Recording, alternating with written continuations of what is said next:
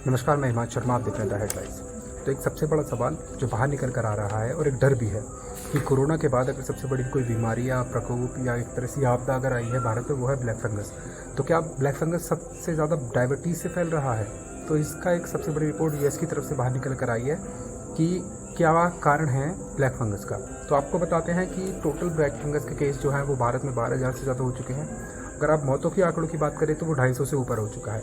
अकेले महाराष्ट्र में 98 मौत और करीब 1500 केस ब्लैक फंगस के हो चुके हैं।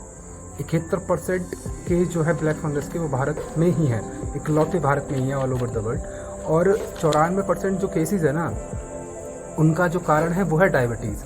और 38 ऐसी कंट्रीज़ है जिसमें ब्लैक फंगस का सबसे ज़्यादा केस हैं। उसमें सबसे बड़े जो दो नाम हैं वो हैं इंडिया और पाकिस्तान।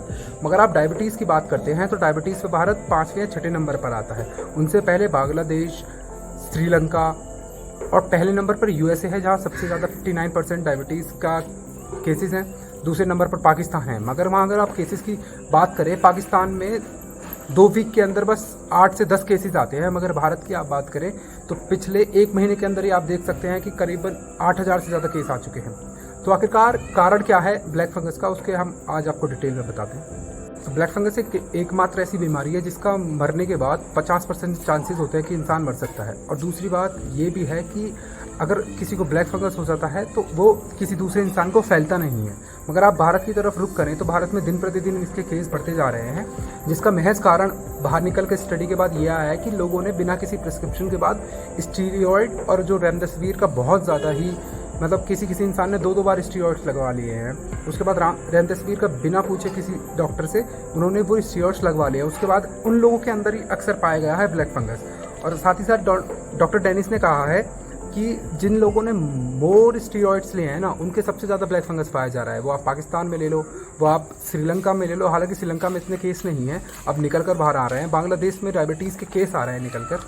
मगर आपको बताएं कि स्टीरॉयड के बाद दूसरा जो सबसे बड़ी दिक्कत आ रही है कि जिन लोगों ने स्टीरॉयड्स नहीं लगाया उनको भी हो रहा है ब्लैक फंगस। उसका एक कारण है कि लोग कोरोना से रिकवर होने के बाद वो साफ़ सफाई में नहीं रहते हैं, धूल में अक्सर रहने लगते हैं, सफाई नहीं रखते अच्छे से। तो ये सबसे बड़ा कारण है कि अगर लोग सफाई नहीं रखेंगे, साथ ही साथ स्टीरॉयड्स बहुत ज़्यादा लेंगे। तीसरा कारण कि वो जो सड़ी भूसी चीज़ों को होता है उसको अपने पास रखते हैं, तो उनमें सबसे ज़्यादा फंगस फैलता है। तो ये 3 कारण हैं जिसकी वजह से ब्लैक फंगस फैल रहा है इंडिया में। आपको बता दें, पूरे वर्ल्ड की जो डायबिटीज़ के पेशेंट है ना, वो 57% श्रीलंका, नेपाल, इंडिया, बांग्लादेश में ही हैं। और साथ ही साथ एक फैक्ट बाहर निकल के आया, पर मिलियन केसेस की बात करते हैं हम पाकिस्तान और इंडिया में, तो वो 140 हैं ब्लैक फंगस के। तो यूएसए के डॉक्टर डेनिस ने सीधा सबको संकेत किया है कि बिना किसी प्रिस्क्रिप्शन के आप स्टीरॉयड्स नहीं लगाएं अगर आपको ब्लैक फंगस से बचना है। दूसरा, साफ़ सफाई रखें और नहाते टाइम अच्छे से नहाएं। बहुत सारे लोग होते हैं जल्दबाजी में नहा जाते हैं, वो काम ना करें। तीसरा, उन्होंने कहा कि आसपास सफाई रखें। जो सड़ी भूसी चीज़ें हैं वो फ्रिज में, घर में ना रखें, उन्हें बाहर फेंकें। और ग्लव्स पहन के सफाई करें। अगर कोई डस्टबिन में सामान डालने जा रहा है, कुछ सड़ी भूसी चीज़ को रख रहा है तो उसे ग्लव्स पहन कर करें। साथ ही साथ उन्होंने कहा है कि इसमें सबसे बड़ा फैक्ट है कि आप अपने शरीर को साफ रखें। अगर आप कोरोना से रिकवर होकर आ रहे हैं तो एक अच्छी इम्यूनिटी बूस्ट होना चाहिए। साथ ही साथ अगर आपके बॉडी पे कट लग जाते हैं तो उसके बाद आपको अच्छे से डिटॉल का प्रयोग करना है, जिससे कि आप ब्लैक फंगस से बच सकें। इसके बाद कोई उपाय नहीं है ब्लैक फंगस का।